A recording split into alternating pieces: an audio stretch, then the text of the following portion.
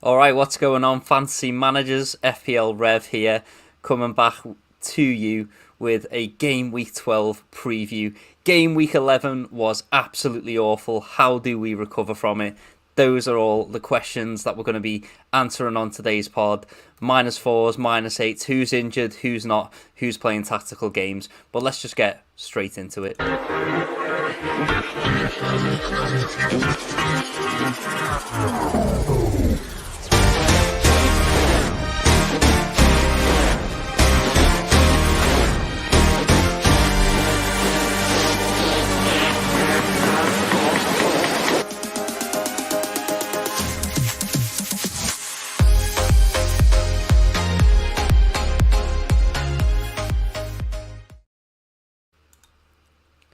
Okay, so welcome back, everyone. It's really good to be with you here today. Shout out John David in the chat. How's it going, mate? What is up, indeed? Well, what is up is certainly not my game week rank, but we'll get to that in a second, because let's have a look at what has happened over the past game week there. As we can see, there's loads of different things that happened. Lots of different scores that, you know, if you're anything like me with Haaland and Alvarez, you look at that. Man City 6-1. And then you look at who actually scored the goals and who actually assisted. And you go, yeah, it was truly, truly an awful, awful week. So the question is, in the comments, let me know, who got the lowest score out of all of us this week? I'll reveal my points in a minute. And yeah, John David as well. He says it's a bad game week for all. So, you know, it is easy to go down from 1.7 mil to 3 mil. But, you know, do take heart, mate. Do take heart. I think everyone was in a bit of a bad boat this week. And, you know, it's one of those where, you know, we take it on the chin and hopefully we recover. We recover for sure. So let's have a look at some of these fixtures. What we've got here, Man United getting a cheeky 1-0 win away from home. That was good. And then Brentford and West Ham as well, putting in work and a little bit of a 5-goal thriller. Crystal Palace as well, getting on people's radar there with a clean sheet. I do personally think that maybe people are slightly overreacting to this Palace clean sheet at the moment. And you know, no disrespect to Burnley, but they are one of the poorest performing attacks in the league at the moment. My beloved Everton with a 1-1 draw against Brighton. It was a bit sad, really, for us. I feel like personally Everton deserved a bit more out of that game. I thought we were looking really good, and definitely Everton seems to be a bit more on the up, so that's good for me. So come on, you toughies. As we mentioned earlier, Man City 6, Bournemouth 1, with Jeremy Doku getting 4 assists, but we'll talk about him a little bit later to see whether he's actually worth it or not, and his expected data actually matching his points in FPL. Then Sheffield United 2, Wolves 1, which was again a good battle for those of you who might have had Archer coming on for you in what was a very low scoring week as well. Newcastle very much looking like the real deal at the moment, with a 1-0 win against Arsenal, and someone else who's flying on our radars at the moment, of course, is Anthony Gordon. Anthony Gordon especially getting a look in at the moment because Wilson and Isaac and Harvey Barnes are out. Could he be on penalties? You know, that's a question I want to ask the chat. You know, is he on penalties? I think he could be. He has been known to take penalties in the past. And then we move on to a very surprising result as well. Nottingham Forest 2, Aston Villa 0. One of those games just completely blew me away. I'm sat there, obviously, with triple Villa, like a lot of people, and then all of a sudden we lose 2-0. Just really the cherry on the icing of the cake of a really awful game week. Even Liverpool not performing as expected with a 1-1 draw away at Luton. And then Spurs, who've been flying high, getting demolished 4-1 by Chelsea, who have been doing the opposite of flying high. at the moment. So yeah, let me know in the chat what were some of the most surprising results for you as well, and let's get some feedback from the chat. Shout out to Colm as well. Colm, always a pleasure to have you on the show, mate. He says, it was definitely a good week to have a bad week. A fairly respectable 31 points for me. Oh, if you got above 15 points this week, I think you had a decent week. You definitely had a decent week. So, you know, well done to those of you who managed to score above 15, you know, and if you scored below 15, you just got really unlucky. Don't try and think too much about this game week, for sure. John David, he says he's now stuck with Dawson, Saka, Martinelli and Zinchenko. I quite like a few of those picks. I quite like Martinelli and Zinchenko. They could be really good. Obviously, Saka, there is an injury doubt about him at the moment. So, you know, it's one of those, shall we look into it a little bit too much? Because Arteta does like to play mind games, so it could be anything. So for me, it's not really worth thinking about. You know, if you've got him, I think he's a hold, but I don't think he's a buy either.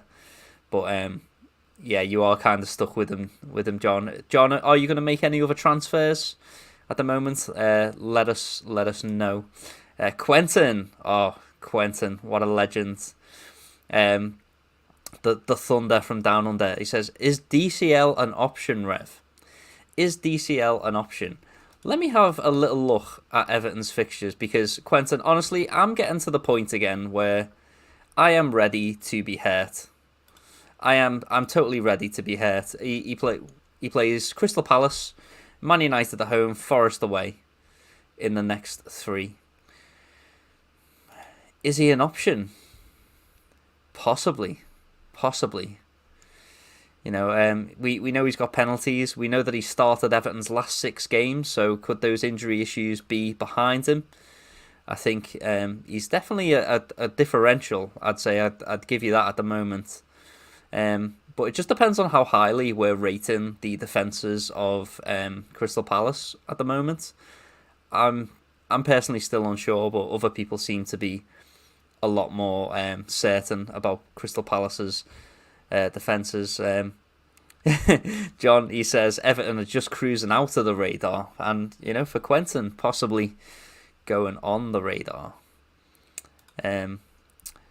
Bruno Gomes is out as well, possibly 5 yellows. Yeah, a little suspension there. And then yeah, and Calvin, he says, all right, mate. Hello, Calvin. How are you, mate? He says Juani Chan is 5% differential for tomorrow, especially against that depleted Spurs defence. Yeah, you could be on for a little tasty feast there, Calvin. Yeah, of course. Obviously, Spurs are missing lots of key players. Obviously, 2 red cards in their game against Chelsea, which is why I'm not personally going to be reading too much into that Jackson hat-trick, because it's not every day you get left the space behind. That Spurs left Jackson in behind the defence. And so, and then Stephen Smalley with a massive 42 points in. And of course, it is sending him up to second in the FPL Addicts Public League as well. So well done, 42. That is twice as much as most people got. Stephen, in the comments, can you let me know who the key players for you were this week, and let us know what you did differently this week to all of the rest of us. So I'm going to show the rest of my team. So here is how I got on this week. I got on with a massive 24-point haul, folks. This is a truly awful game week. This is possibly one of the most awful game weeks possible. Reedy, just go onto StreamYard.com and just click the link. Just click it, bro. Oh goodness. Oh, Reedy's supposed to be joining me. So I'll ask Reedy very publicly. Just go to StreamYard.com and click the Enter Studio button. You should already have it. If not, I'll send you it again, mate. No worries. Try and figure out how on earth to do that. I'm not even sure how to do that. Anyway, John David laughing at us, rightly so. We are a shambles as per on the FPL Addicts podcast. Let me know if you can't get into it on StreamYard.com. You should already have the link. It should just be there. You should be logged in from last time, Reedy. Anyway, let's go through my team. Flecken, obviously, with a massive 0-pointer and also a little cheeky injury there. What an absolute shambles for me. Yeah. Colm, always with the legendary chats, mate. Always with the legendary comments. He says Reedy is too busy taking a -12. He probably is, mate. Me and him have been chatting this week. I think we're both been quite reactionary this week to a bad game week, and me especially, but I'll explain my transfers in a little bit. So yeah, Pedro Porro, 0-pointer. Matty Cash, 0-pointer. Pau Torres, 1-pointer. Maddison, 1-pointer. Son, 2-pointer. Salah with a 2-pointer. Alvarez with a 2-pointer. Watkins with a 2-pointer. Haaland, my captain, bringing in 2 points. And then there's this legend. The legend that is Cole Palmer. The light that shines in the darkness. The legend with a 12-pointer. I couldn't believe it. Absolutely buzzing to have that. I really wasn't expecting Chelsea to get too much away at Spurs. But, yeah, hopefully this week, as John says, is going to be a much better option for catching up. With a cheeky Haaland or a Watkins captain. Yeah, let's discuss some captaincy points a little bit later on the show as well. So, yeah, decent stuff. I think, obviously Fabian Schär's points on the bench. I don't think anyone was expecting Newcastle to get as much as they did away at Arsenal. Not away at Arsenal. Get as much as they did at Arsenal. So, yeah, it's one of those where we just take that game week on the chin. But yeah, let's have a look at how Reedy did. Obviously, Reedy hopefully can hop on soon. But yeah, game week points of 30 points. Getting a few returns actually, so not as bad as my week, but still a pretty poor week overall, with Gueye, Bowen and Matoma all bringing in some points. Kabore points on the bench, obviously no one expected that as well, but yeah, things could be better for the Addicts. Let's just say things could be a lot better for us at the moment. And so let's go to the marketplace, folks. Let's have a look at who are the best players that are being bought and who are the best players that are being sold this week. And so, yeah, I'm going to just quickly forward the link to Reedy on Facebook, because I think that's about the only way I think I can send it.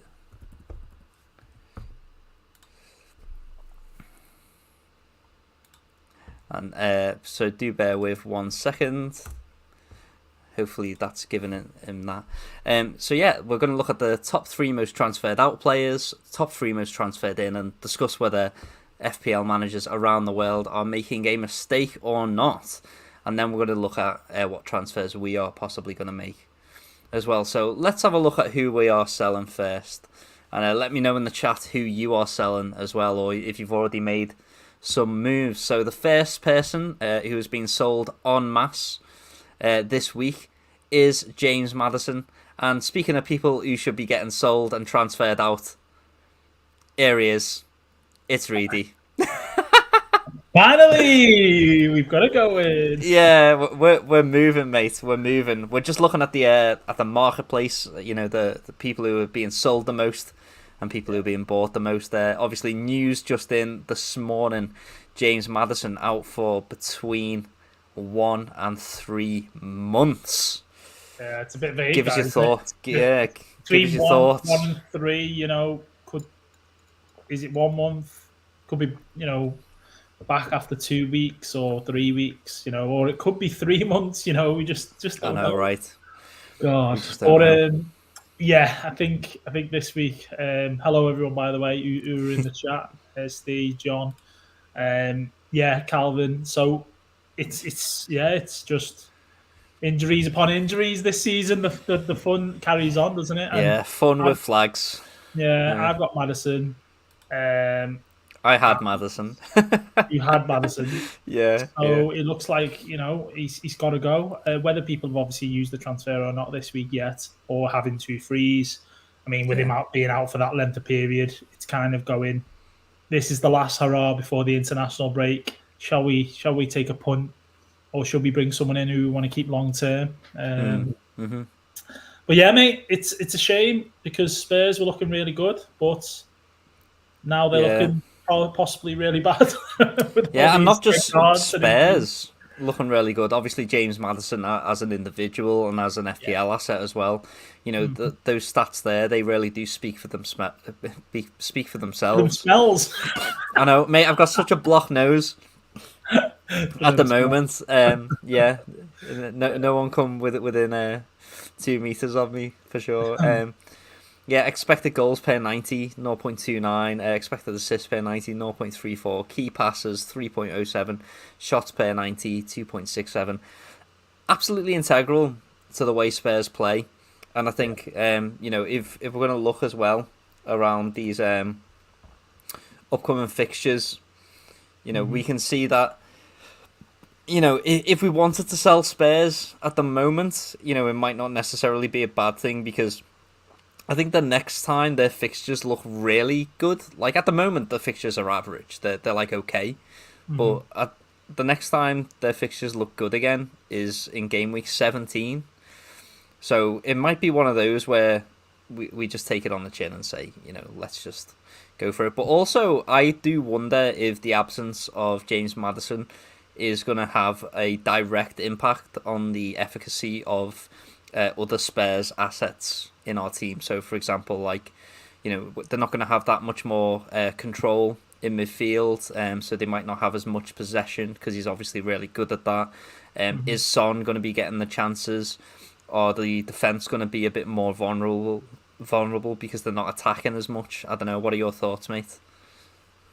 Yeah, I think it is going to affect how Spurs play, and obviously creativity-wise, I think he's the key to that. So yeah, it is going to be a miss for them. And in terms of FPL, he's been decent this season. He's ticked over, I suppose. No major mega hauls for us and stuff like that. But I think obviously because of his initial price that he cost, was it around 7 mil? People brought him in and stuff like that. But I think it's got to be time for him to go. If you've got him like myself and you as well, he's got to be moved out really. Unless you've got an absolute shambles of a defence and that takes priority. Yeah, it does. Then maybe. But at this stage, game week 12, mate, it's chaos. Yeah, it is. It's absolute chaos here on the FPL Addicts channel. Yeah, calling me saying Maddison to either Son with defensive transfer or to pay for it, or Gordon, Martinelli, or even just bring in Mbumo now as opposed to game week 14. Yeah, I mean, you could. It's a very reasonable shout. I personally like the Gordon shout better because at the moment there's a chance that he could be on penalties with Isak and Wilson out. He'll be playing as the out and out dedicated number 9. Yeah. So 5.7 mil out of position midfielder playing for a good team, possibly on penalties. I don't think I should overthink it. I think Gordon is the one personally. Yeah. But another option here, obviously, Reedy, your thoughts on this particular player, because I know that you love him so much. It's Bruno Fernandes.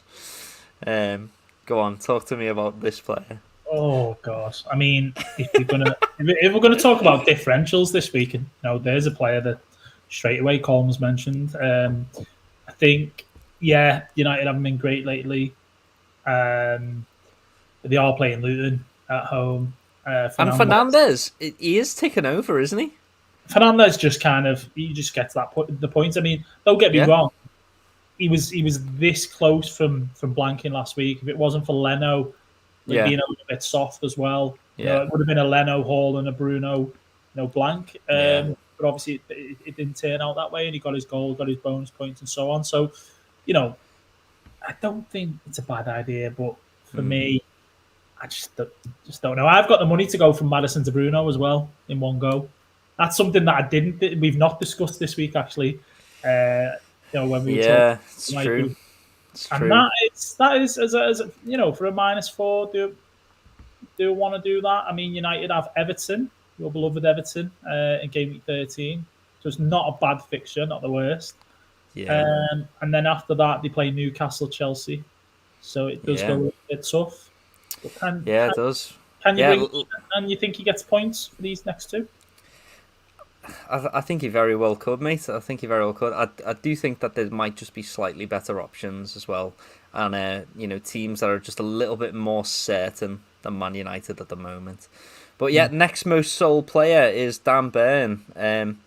Obviously a player who's been kind of key for Newcastle at the moment. We have had some more news on him, and that's the FPL managers around the world to transfer him out again en masse. As we can see here, so this is just, when we think about injured players, and especially when they are as cheap as Dan Burn, we think, oh, well, is it worth holding on to them until they return? Well, according to my calculations, Dan Burn is estimated to return right in time for Newcastle to play Liverpool, then City, then Villa. So if you've got him, this is a no-brainer, right? Absolute no-brainer. Yeah, it is a no-brainer. So we're talking about game week 20. You saying? Yeah.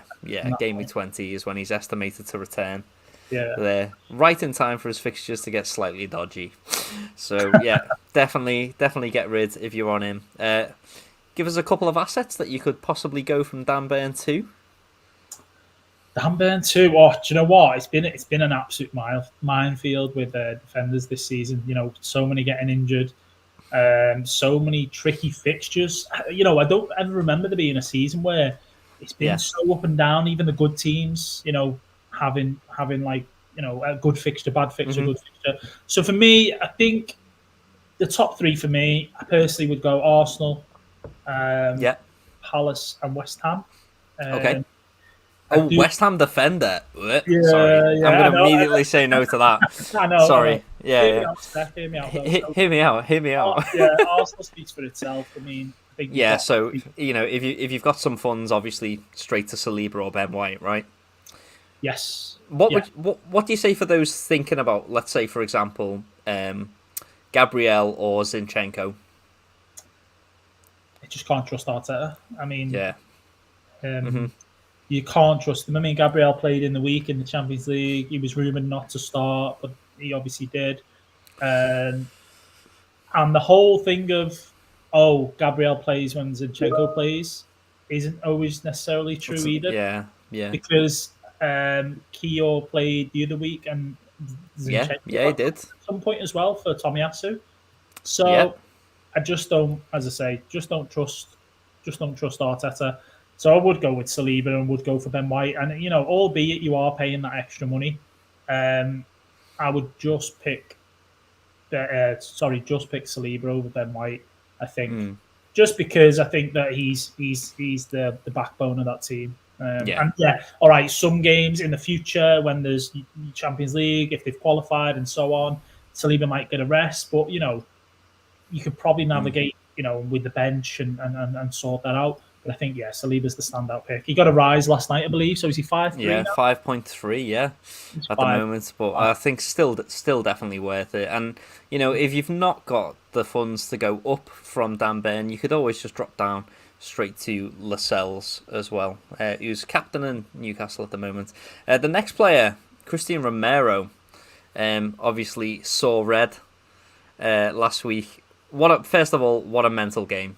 Like, Spurs 1, Chelsea 4. Like, I don't think any of us would have batted an eye if that scoreline was reversed, given how both teams are performing at the moment. Well, it could have quite easily ended up that way. If there's ever a thing that's a famous saying, scoreline not reflecting the actual or the outcome, reflecting what's gone on.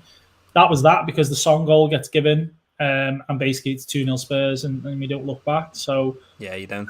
The Raheem Sterling handball. But I mean, I think main thing is, as good as Romero's been this season, he was a yellow card monster last year. Yeah, he was.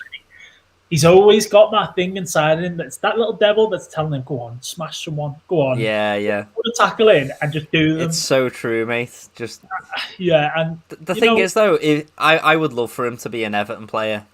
Unlike, if I could take a player off Spurs as well, I'd take that Lo Celso. I think he's just nasty. He's a proper Everton player. He's a proper dirty, and I love that. I love the fact that he's got a nice nasty streak in him. But again, not great for FPL points though either, is it? Not great for the Premier League and FPL, hand in hand. Yeah, I mean these days you can't swat a fly away without getting in trouble. So Romero, he's not that I've seen many teams with him, but obviously his points speak for himself this year. He's up there with like a lot of these Arsenal and also these Palace defenders. Trippier's top of the minute. Some people didn't expect that after the start that Newcastle had, but they did really have some tough fixtures, and he's obviously turned that around and got some massive hauls. Romero, he's got to go. He's suspended until the 7th of December. A similar situation, really, with the Dan Burn. You've got Palace defenders to look at, whether it be Mitchell, Gahey, Anderson. They've said about Arsenal and Lascelles as well for 4 million. If you want to downgrade and maybe look at boosting your midfield, whether you've got Saka and you've got doubts about him, or whether you've got Maddison and that he's out, that's sort of your route to go, I think. I mean, West Ham isn't as bad as what you were thinking. Oh, mate, nah. I know. Mate, I'm here looking at Areola in my game, in my team every week, just thinking, whose idea was this? We all did it. Like, it's a goalkeeper who plays and he's 4 mil. Yeah, he's still concede every week. So, and then you watch what's going to happen. Yeah, because when everyone thought it was a great thing to get Areola and Turner, Turner's now been dropped. Yeah, Areola then gets dropped for Fabianski, and we've got no playing goalkeeper. I mean, I haven't got Turner, so I'm not in that situation. I've got Leno, but a lot of people on the wildcards went Areola and Turner. They did. One out of two's been dropped. Would it surprise you at some point if Fabianski comes back in? Who knows? Well, if they keep failing to keep clean sheets, it wouldn't surprise me. In terms of the fixture difficulty rating, West Ham play home to Forest, away to Burnley, home to Palace, and then fourth game is away to Spurs. So that's a tough one. But the next three, I know they've not been great this season, but a Kufal or an Aguard or something like that, it could end up paying off. It depends. It depends if you've got Areola or not. Like, I don't think I'm about to double up on the West Ham defence. Wait there, did you just say you're not going to double up on defences? I'm not going to double up on a West Ham defence. If you can call a West Ham defence a defence, and still take yourself seriously, So it's one of those. Again, here's a good option for a replacement. Livramento obviously started at right wing for Newcastle in the Champions League. What I would say to that, though, is that Almiron and Gordon were both on the bench at the time, possibly being rested. So I looked at the lineup for that game, and I also looked at some of the moves, or some of the tactical things that Eddie Howe did during that game. And one of those was the fact that Trippier went to left back and Livramento went to right back. Yeah. And I think that's going to be the starting pair this game week or this weekend. I think that Almiron will come back in, Gordon will come back in, Joelinton, potentially Willock. So all those attackers will be there, and I think Livramento has looked the best in terms of him compared to Lewis Hall. I don't think Hall's quite there yet. Maybe not sort of in Eddie Howe's plans just yet. But in Livramento, it's not a bad shout. 4.3 million. Dan Burns out. Botman's still out. What's it depends on what type of FPL manager you are. So, like, for me, I'd much rather go for the safe pick, which is Lascelles at the moment. If if that was like part of the Newcastle triple up that you wanted. Livramento for me is probably still a bit more of a minutes risk, even with the injuries, because Lewis Hall still exists, right? Like, and I think that's the point you've pointed out to there is probably the main thing, is that how many minutes does he get? Are they shared between him and Hall? And that's the only thing, really. Does he come off at, 50 and Hall comes on, Trippier goes back to right back, Hall plays left back? There is that thing there, but what I will say is the cup games that Livermento's played this season, he's looked absolutely spot on. He's looked brilliant. So, I would never say to people, don't go for it if it's, go with your gut. But I just think you have got to be careful on that one. Yeah, cool. So, who are we buying? But before we move on to that, let's just have a couple of questions in the chat. So, Tambir, you're right, Krez, mate. Mr. Crescent.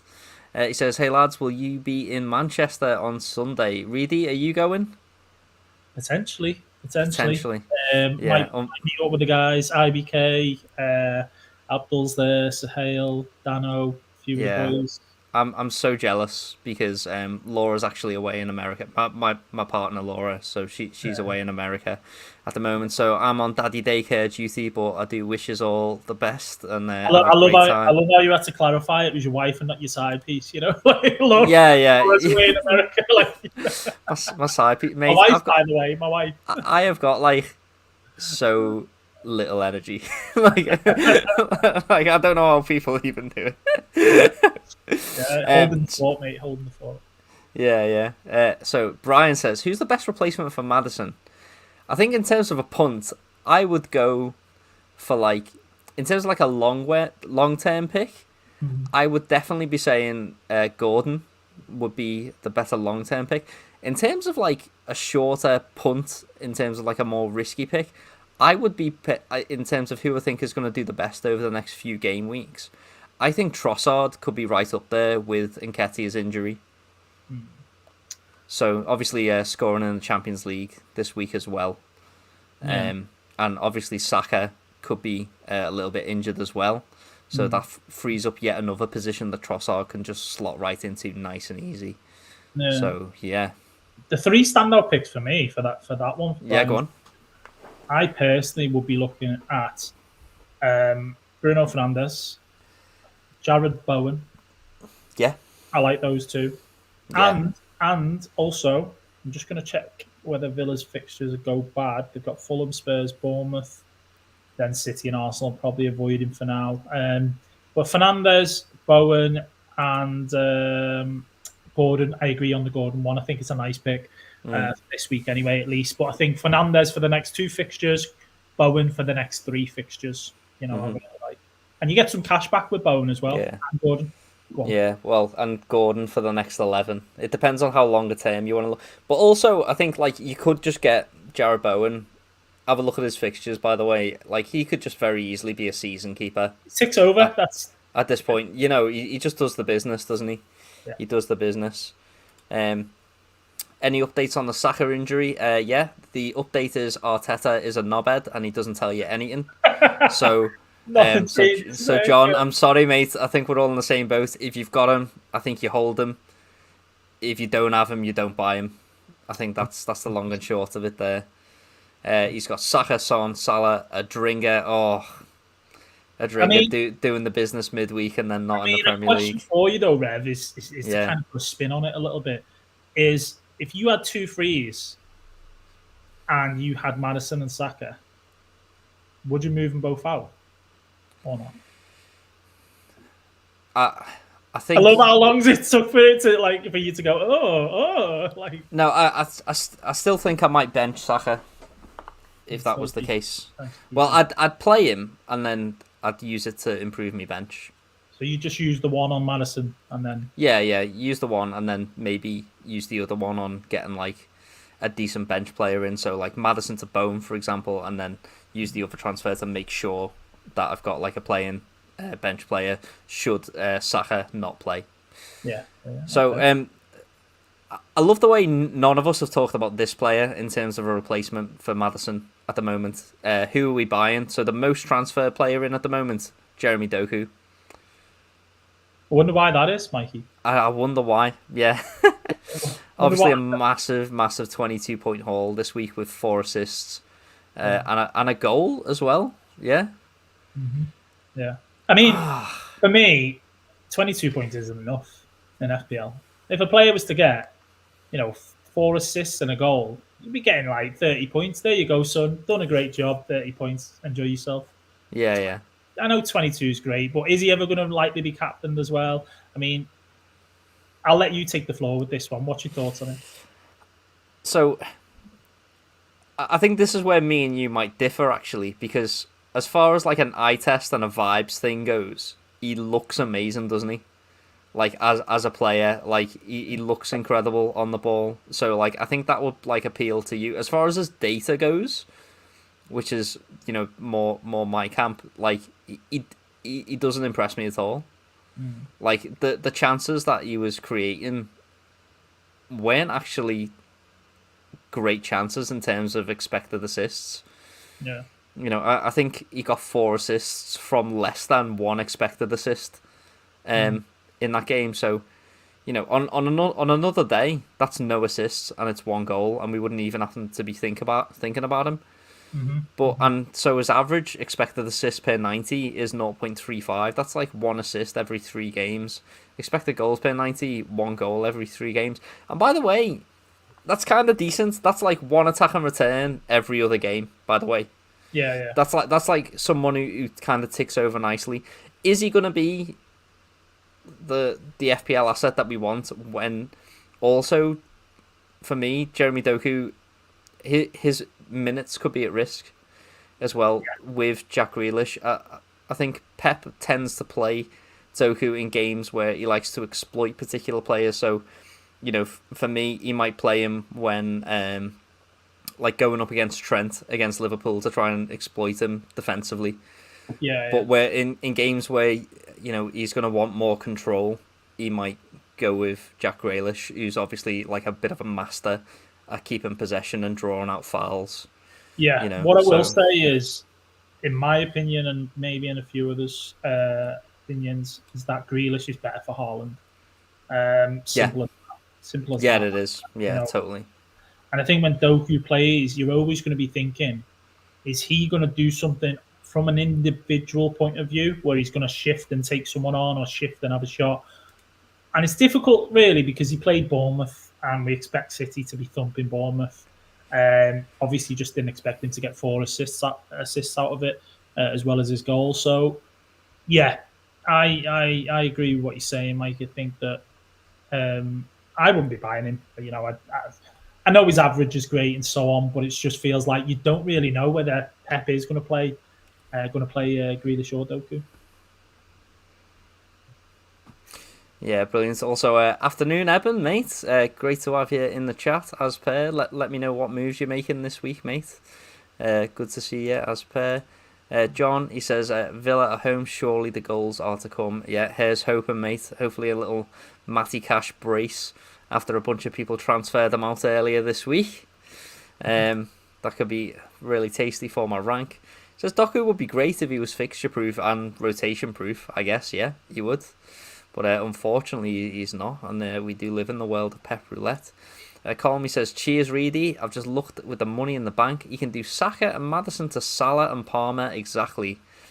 I think these are great moves. Obviously, Palmer playing City this week, but you don't just make a transfer for 1 game week. You do it for multiple game weeks, and Palmer could be a great option, especially from game week 15 or 17 onwards as well. Chelsea's fixtures are, what do you call them, Reedy? Creamy?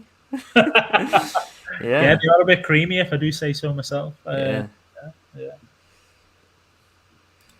and Stephen says, can we arrange a meet in Merseyside? Yeah, let's do it. Yeah, let's do an FPL meet in Merseyside at some point, and we'll get you along, Stephen. That'd be sweet. And also, let's just point out as well the obvious. Man City blank in 18. I think it's kind of dangerous to be bringing players in, especially with the amount of injuries that there's been this season. Like, if you're going to shackle yourself to 2 Man City assets, then what you do need to realise is that that's immediately 2 players guaranteed on your bench in game week 18. So, if you've got another, 11 players that you can quite happily field, it's still risky. All right, next player that's being bought en masse. Talk to me about this player, Tyrick Mitchell. What's going on here? Mitchell. Well, personally, I think people are overreacting to the fact that they kept a clean sheet against Burnley. That's my hot take. I think the clean sheet for me is fine. I think that most people would expect Palace to have a very good chance of keeping that clean sheet. It's just him getting a goal right near the end of the game, which has boosted him right up to the bonus points. Clean sheet plus a goal, bang, 14, 15 points. So, but it's typical knee-jerk. People see that Palace have still got some pretty decent fixtures coming up. Everton, Luton, Bournemouth. Then it gets kind of tough from 16. Liverpool, City, Brighton, Chelsea, Brentford, Arsenal, which is crazy, by the way. So people are kind of thinking, bring this guy in. We can still get a Palace defender. And it all depends on those injuries again, Mikey. So Dan Burn out. Is Gabriel nailed? Is he nailed to play and so on? Botman, people still potentially got him. And he looks like he could be out for a while. So there's a lot of uncertainties in the defence, and people just want someone who'll play. And as a fullback, pretty cheap. People are like, right, let's get Mitchell. Yeah, and what little build-up play Palace do tend to have, Tyrick Mitchell does seem to get a little bit of a slice of it as well. So, not an awful option, but I think people bringing him in do just admit he is a bit of a compromise, unfortunately. So, yeah, he does have some questionable fixtures though, starting from game week 16 onwards. This is what I want to point out is obviously these fixtures around here. From if the reason why we're bringing him in is to get someone who plays and has a decent chance at a clean sheet, that's maybe good for 2 of the next 4 games and 2 of the next 10 games. If you know what I mean. So that's why I'm personally not very keen on this as a move. I think managers are bringing him in, and I do like the idea of having someone who plays, but I'm not, obviously not massively, massively keen on it. Yeah, fair enough. Yeah, I think we both agree on that one, that bringing him in is just maybe if you can't afford Gay, but Yakos. 1 second. Let's. Saka. Isn't it Jarrod Bowen? Not Jarrad. Come on, Mikey. Get with the program. It's double R as well. There we go. You spelled his name wrong. Yeah, on purpose, mate. That's the joke. Jarrod Bukowen. Yeah, Jarrod Bukowen. Yeah. Yeah, so the Mitchell thing, maybe they can't afford Gahey, but moving on to the Jarrod Bowen then. So yeah, possible season. Yeah, Jarrod Bukowen. Yeah, I forgot to change the name from last week's graphic, so now we're just gonna roll with it. He's Jarrod Bukowen. Yeah, yeah, brilliant. What's your thoughts on him then? I think he's class. I get really jealous every time he plays. I keep having other fires to put out, and I hate it. So. I do want to bring him in, but I haven't been able to at the moment. I think Eben, you've got 2 free transfers, potentially Odegaard to replace. I do know Eben's team because I'm in a mini league with him. I know he's already got Jarrod Bowen, so he's obviously quite happy about that. Yeah. I think you can do what I'm doing this week, Eben. So little spoiler alert. But I think you could just go Odegaard to Gordon and Van der Ven to Trippier.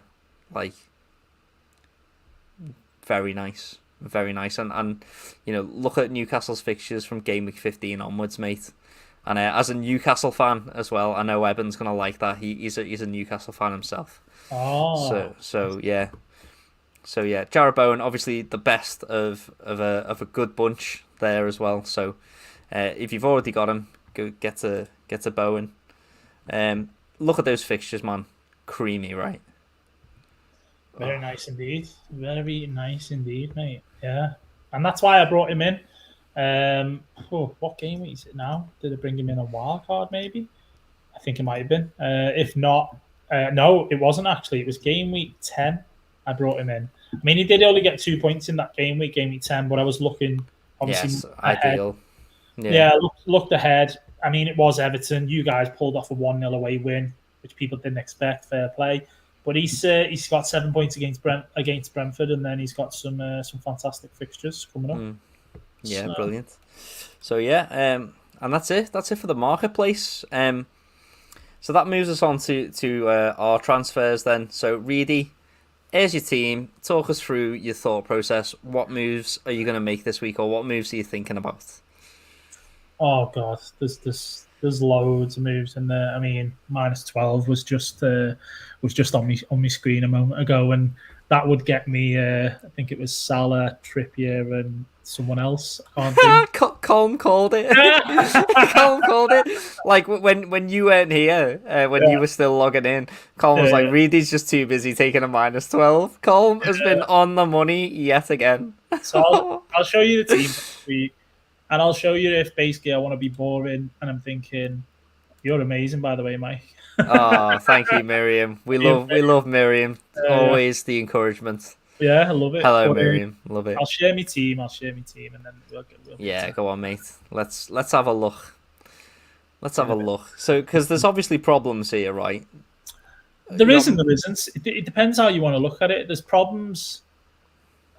There is a problem with Maddison. There's a problem with Maddison. So I'll just zoom that out a minute, and then you can be able to see the whole screen. So that is the current setup for this week. Yeah. Now, Saka's a doubt. Yeah. And if Saka doesn't feature, basically I'm getting this. That's what I'll end up with for the game week. Now, is that the worst thing in the world? Potentially, only because Simicast might not start. It's not awful, but it's bad, right? Yeah. Yeah, and I mean, I know this is going to seem silly, but I had a plan for 14 to get Salah, and basically I went early and took out Morris for Archer. So I used my free transfer basically on that, which seems a bit crazy, but I could have played Morris this week basically instead, and had my 1 free and just gone, okay, Maddison out for whoever. But that wasn't the plan. And obviously, as we know now, injuries are changing our plans all the time this season. Yeah. So for me, that's basically the current setup, unless Saka plays. Then if you look at that team, what's your thoughts generally? Apart from Archer, it's not a bad team, is it? Realistically. I mean, like, I do think it's decent. I think you've got a... Like, even Kabore could get a clean sheet away at Man United at the moment. You just don't know. So, and it's not like we're getting much from our defenders anyway, unless you're on Trippier.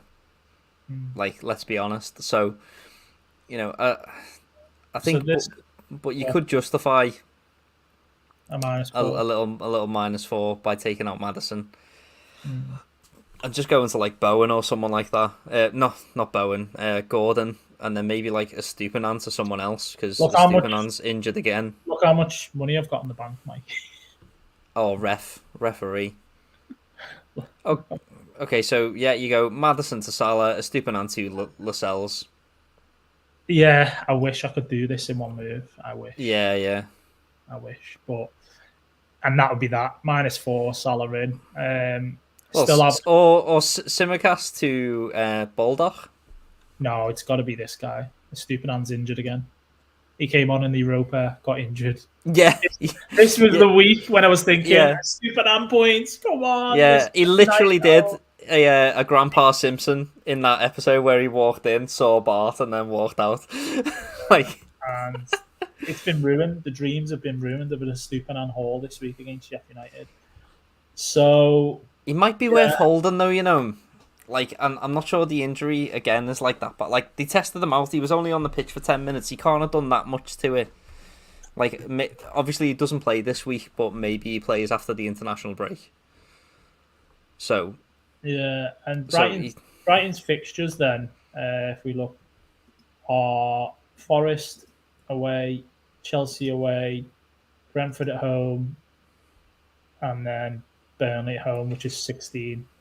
I don't think he's old at all. And then Arsenal, okay, and then Arsenal in 17. Nah. Yeah. Nah. Yeah. Well, he isn't a hold, is he, Mikey? Let's just. I think you've got other fires. To be fair. So what about this? Be -12, right? The -12. Oh my days! Yeah, just to prove Colm right again. Look how much. 5'7". Who's 5'7", Mikey? Gordon. Yeah, I mean, and I just go, do you know what? -12. I don't have to make these moves going forward. The team's set. Any hits I was going to take in the future, I don't have to. And there you go. One sec, mate. So you're taking a hit to bring Trippier in. Didn't you take a hit last week to take him out? No.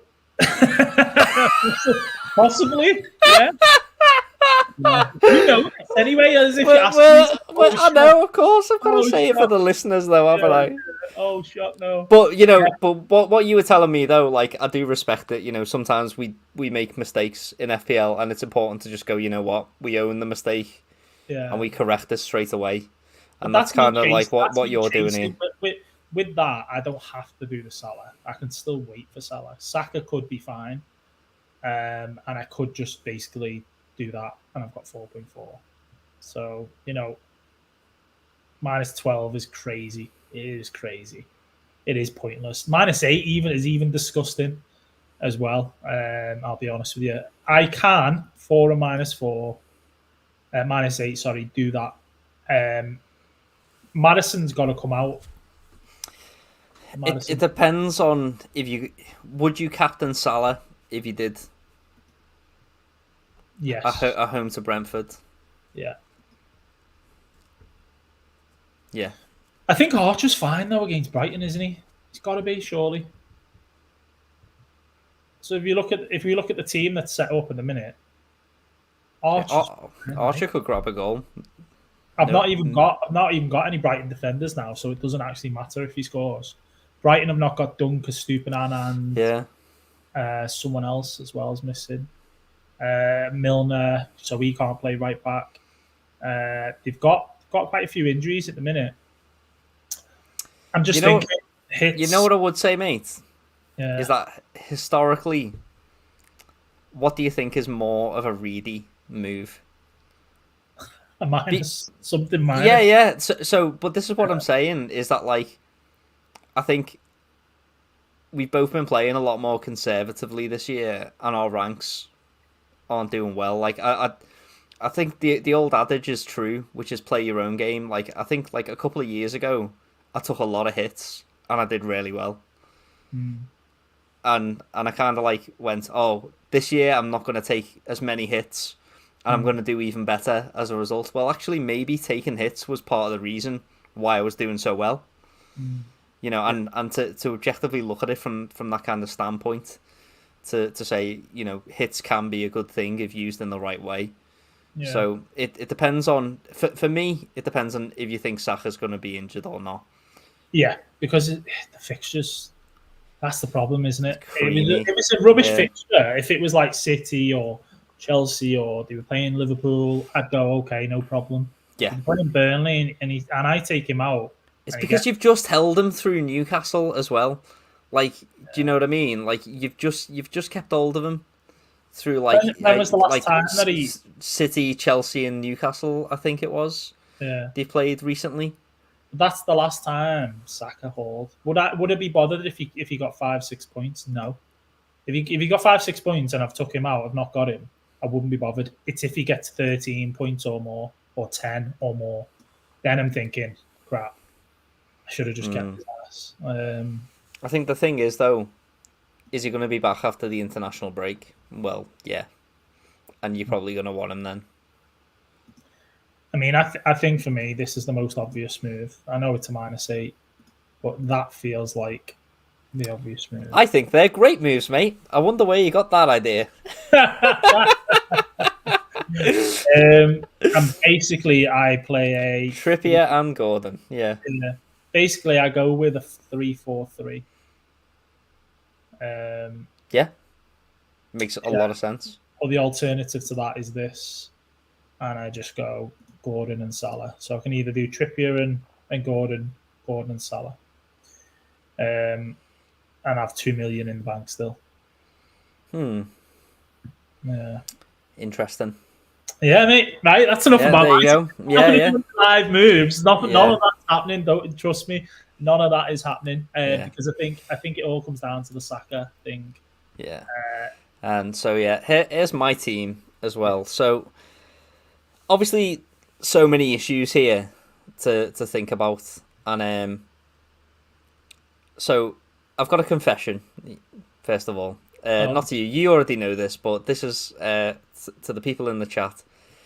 In that, I was doing some restructuring this week of my team, and I thought, you know what? Given everything that's gone on, it seems fine. You know, we were kind of getting some positive Maddison news, actually. And so I was like, you know what? Let's just make the transfer of going Botman to Branthwaite, and then just, see what happens. Weren't you laughing at me before, Mikey? I was. Mate, I'm also laughing at me, right? Just because I'm shit at FPL as well doesn't make you good at it, right? Go on then. And the thing is, like, obviously Branthwaite is now flagged. However, he has confirmed his availability for the England under-21 internationals. So, I wouldn't be planning on playing Branthwaite this week. He's just cover for the event of, a lot of injuries at the moment. And I do kind of want an Everton player. I'm an Everton fan. I want to have an Everton player in my team. Some people were thinking, well, Mikey, is it like Lascelles? Would that be the move? Now, for me, I'm kind of looking at Newcastle thinking I do want to be tripled up on them from game week 15 onwards. Because their fixtures, if I could just get these up here, actually. If I just stop that screen for a second and I share this particular window. Look at these fixtures from game week 15 onwards.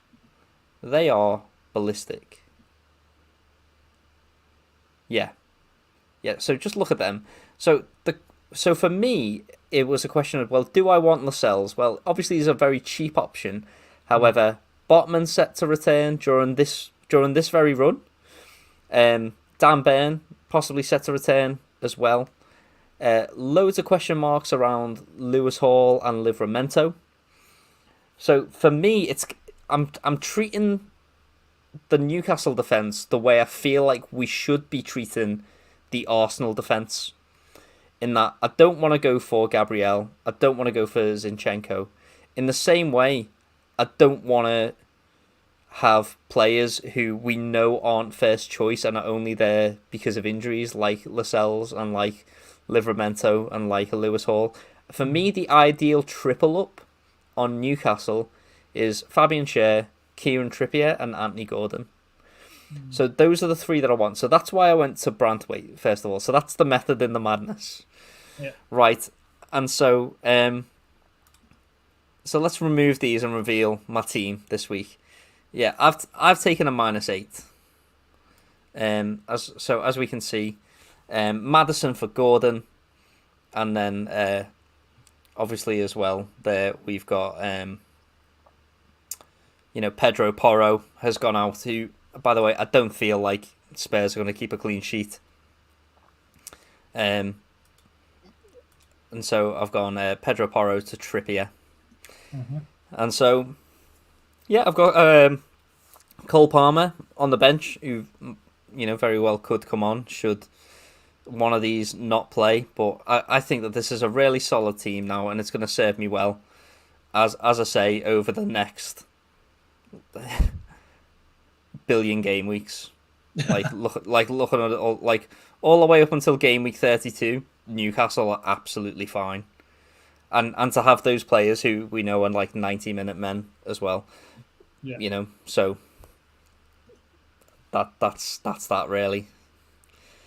So -8, Botman out, Branthwaite in, Pedro Porro out, Trippier in, Maddison out, Gordon in, and for me, I've got the ideal Newcastle triple up. It's going all out for that triple up this week, right? Triple Villa, triple Newcastle. Yeah. Couple of City and a Spurs and Liverpool, and obviously a West Ham goalkeeper. But yeah, exactly, mate. I think this is the one, right?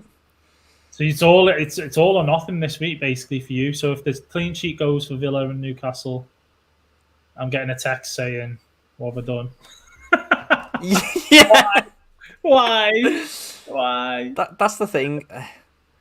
So interestingly, I didn't ask you this, but let's actually move on to it. If I just share the screen, which will allow us to just move on to our last bit, really, which is the captain's corner. Obviously, no Chazza here today, but some really decent options for captaincy this week. What are your thoughts on captaincy this week, mate? I think it is a tricky one. It really is. Like we've seen over the last couple of weeks, going against Haaland, there are opportunities this season to do that. But what tends to happen is that player that you think's got a great fixture, has been in a bit of form, you captain him, and he just blanks. So people are always going to potentially look between Haaland and Salah and look no further. Arsenal would have been great this week. I mean, for me, it was going to be Saka, albeit he's been horrible to me this season. The penalty against Palace at the beginning of the season to give away to Odegaard, I captained him in that one. Oh, pain. Someone I know captained him last week when he just got his assist in the 5-0 for Arsenal. Saka this year just doesn't have that same feel about captaining him. Now, you could go Watkins against Fulham.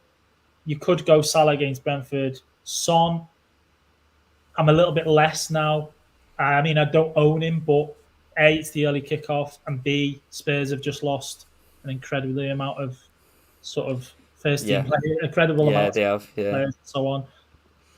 And the only other one that's actually not on that list, actually, Trippier is a good shout, but Bowen's also for me. I'd have Bowen instead of Son. So if that picture that's right there, I'd take Son out and I'd put Bowen in, and they'd be your 5 really that you're probably picking from this week. Yeah. So who are you going to captain then, and why? Oh God. Yeah. I really don't know. I honestly don't know. I think when you're uncertain and you're really deciding between 2-3 players, you just stick it on Erling Haaland and hope for the best. See, okay, so I'm glad I'm not the only one, really. So, FPL Twitter in particular seems hellbent on going against Haaland this week for captaincy.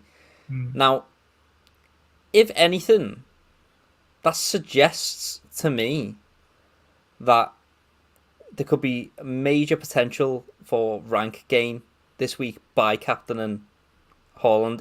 If his effective ownership is anything below like it was when they played against below 100 like it was against Manchester United, and he punished everyone with 2 goals and an assist, but punished everyone, including myself.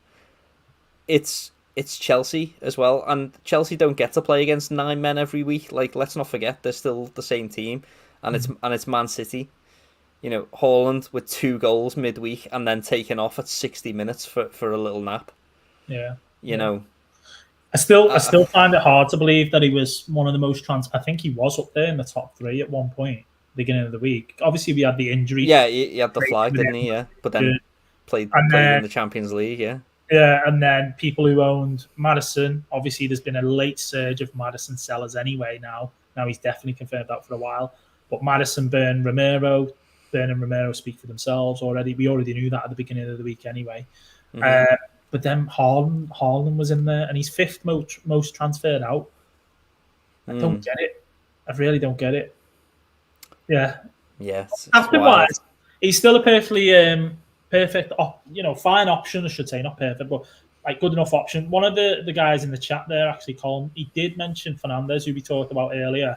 He does play Luton, and United have been crap. I get it, but he is an option that we've not really mentioned, an outside option as well. It's if you own him, because not a lot of people own many United players, But he's an option. He is an option. He's on pens still. He'll get you that gold bonus. You know who else is on pens? Haaland. I'm a bit like, this is what's confusing me this week. And Eben makes a great point. Like, he'll still be captained by 3 million other fantasy managers. Probably more. Yeah, possibly more. Like, and that's a great point. But the fact is that, like, the more engaged managers, especially ones in and around FPL Twitter, especially ones who are in our mini leagues, might have their head turned by a cheeky Watkins captaincy. Watkins, who was blanked ever since I've owned him and hadn't blanked until that point in time because I am cursed.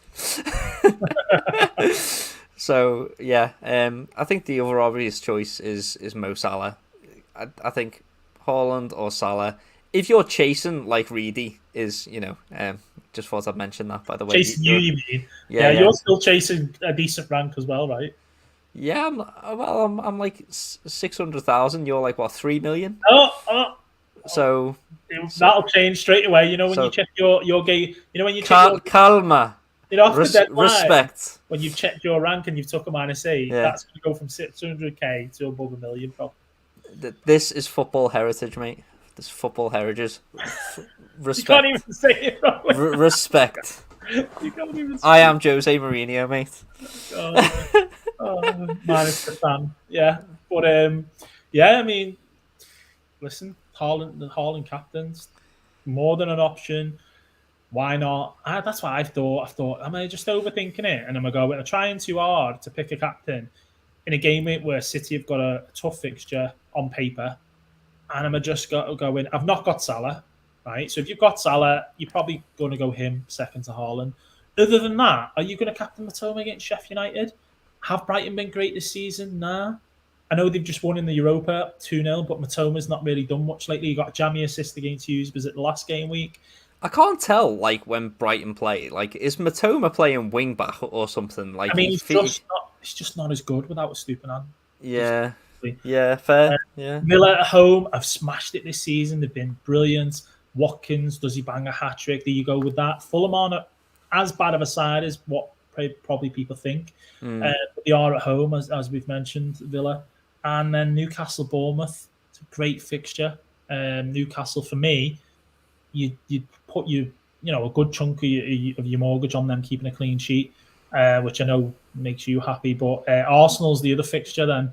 In terms of them, maybe Burnley, you expect goals, you expect clean sheets. The main thing is if Saka's out, you're probably not going to have anyone to captain from Arsenal. So that only leaves Newcastle, Villa, Liverpool, City. That is it. This is a great point and United from Eben. Yeah. What about Evan Ferguson if you've got him? If you've got Evan Ferguson, surely he's a great shout against Sheffield United at home. A differential captain could come from Brighton. Mark this comment.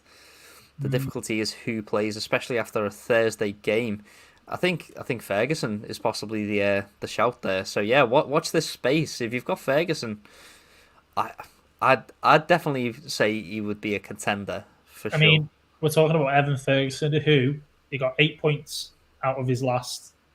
Well, basically since they played Newcastle, and he scored a hat-trick, 17-pointer against Newcastle. That was crazy, but I don't know, Mikey. It's feel like it's a bit too try. I mean, great shout, Evan. I mean, I'm not knocking that it could be there, but I feel like you're just trying to reach too much for that one. Possibly, yeah. Possibly. And it's if you've got him, and you want to go for it, play your own game by all means. But if you've not got him, to bring him in to then captain him, ooh, too spicy in my opinion. Very ballsy. Too spicy. I don't know how big Evan's cojones are, but they seem like a big set. So the thing is, it seems like a great idea at the time, and you stick the armband on it, but then as soon as you get that notification on your phone, kick off Man City, you just go, ooh. A little party throws up in your mouth. Like, but the worst situation in that is that if Ferguson blanks, and you've got Haaland playing on the Sunday, the last game of the game week. Oh, it really is. It's going to be a long wait. You're kind of going, oh God, what have I done? Yeah, it's true. Yeah, it's true. Right. Well, have you got anything else for us, mate? This week, because any other points you want to raise? In terms of, apart from telling Jack to eat shit, of course. And, and also telling FPL veteran a good afternoon. Yeah, good afternoon. Good afternoon. So apart from those, yeah, I mean, just basically, I think as always. I mean, I don't know if we've got any of the percentages this week. I don't think we have.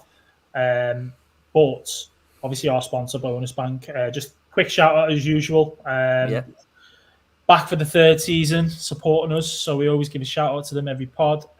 Australia and New Zealand's best side hustle in terms of making a guaranteed profit from from bookmakers by taking advantage of Bonus Bank's promotional offers. So easy to learn tutorials they've got on their website, and software that does the hard work for you. So if you can sign up, or if you want to sign up to them, you can get a premium membership or free membership. It's entirely up to yourself, and you can use the code as well, the FPL Addicts code, which is in the link or caption below, which I'm sure Mikey's going to add in there at some point when he figures it out. Oh yeah, he will. Yeah, so you get 25% off your first month, and yeah, so we just wanted to pop that in there, add that in there. But other than that, I don't know. I think this week are you excited about this game week? I'm massively excited about this game week. I think all my fixtures look great. All my players look great. Like, I don't have any player in my team that has a bad fixture. Like, my Villa players play Fulham. My Newcastle players play Bournemouth. Even Son, who's in a depleted Spurs team, plays against Wolves. I've got Salah and I've got the two Chelsea, the two City lads going against Chelsea. Like, I think this is going to be a great week. And so I'm going to say as well, like, just quickly about justifying my -8. So just quick one on the thought process of Porro to Trippier and Maddison to Gordon. The thought process on that is, I think that obviously Maddison and Porro, I think they obviously this week possibly score a combined total of 1 point. So the question is, like, is a -8 worth it? Well, Trippier and Gordon, I think between them they could get about 20 points. So I've got a +12 on that -8, I think, and that's probably a conservative estimate. That's if Trippier doesn't get an assist. So I think that could be really good, really, really good for me. I think, we've seen Newcastle go off this year. We've seen them absolutely hammer teams with like 7 or 8 goals. And if Anthony Gordon's playing up front for them, I want a slice. Yeah. Of that 5.7 out of position midfielder. So, yeah. Nice. And then the last thing I want to say is obviously congratulations to the gaffer. Congratulations to Jack Gillibrand. Yeah. Obviously he's become a father, by the way. So little round of applause for them in the chat. They are doing great. Obviously Jack's not here today because he's no doubt sleep deprived at the moment, and so it's not eat shit, Jack. Maybe it's just change shitty nappies from now on for him. Yeah, so. I think it's enjoy more shit, Jack. Yeah, enjoy more. Like as if his FPL team wasn't bad enough. Like let's have a quick look, by the way, at our podcast league. We see Jack is obviously still dead last. Like Chaz is almost 100 points ahead of him at this point in time. Jack's his season's over. I'm 20 points behind Charlie. The thing is, Charlie doesn't have Trippier at the moment, so that's and I'm chasing Charlie, so like I'm gonna have to get on Trippier. Like that's my best chance of catching him.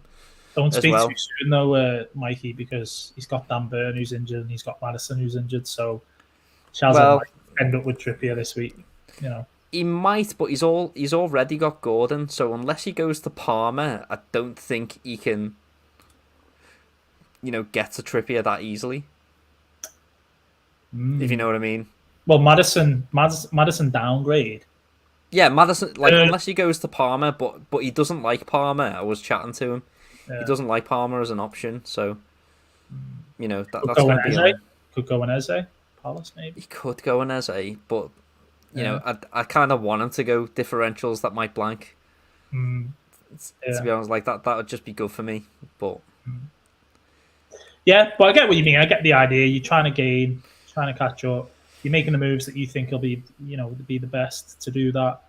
It's just hopefully he doesn't think, how do I defend my thingy? And I mean, he's got this podcast to watch back on and go, oh, Mikey's brought in Trippier and Gordon. I'll bring it. Yeah, I know, right? Yeah, that's if he's awake though, Mikey. We might get away with it, mate. Well, the thing is, like 2 weeks ago, we fell asleep on the podcast, so whether or not he's woken up from that is an entirely other matter, isn't it? Yeah. Well, all right, mate. So, do you want to give a little outro for us then, while I get the outro ready? The outro. Yeah. Outros now. Well, yeah, you're going to tell people to like and subscribe to this quality content. Oh, that outro! I thought you meant the other outro, the thingy outro. So, on that note, eat shit, Reedy.